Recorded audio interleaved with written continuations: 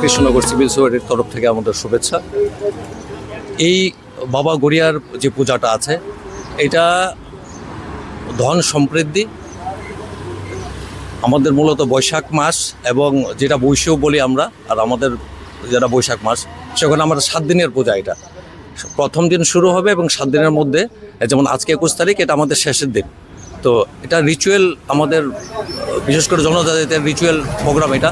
যদি এখন আর এটা সীমিত নেই, এটা সার্বিকভাবে সবার কাছে এটা আমাদের ফেস্টিভ্যাল হিসেবে আমরা এটা ত্রিপুরা যেটা চালিত হচ্ছে আর কি। আর এইটার যেহেতু আমাদের ধন সম্পত্তি বৃদ্ধি এবং মানুষের ভালো এবং সব কিছু দিকে আমরা এটা করে থাকি, এই পূজাটা আমরা উপলক্ষ করে থাকি আর কি। এবং রাজ্যের সমস্ত অংশের মানুষকে আমাদের কৃষ্ণনগর সিভিল সোসাইটির তরফ থেকে শুভেচ্ছা জানাই আর কি। প্রত্যেক বছর, গত বছর 8তম এখানে পালন করা হয়েছিল, এবার 9তম হবে।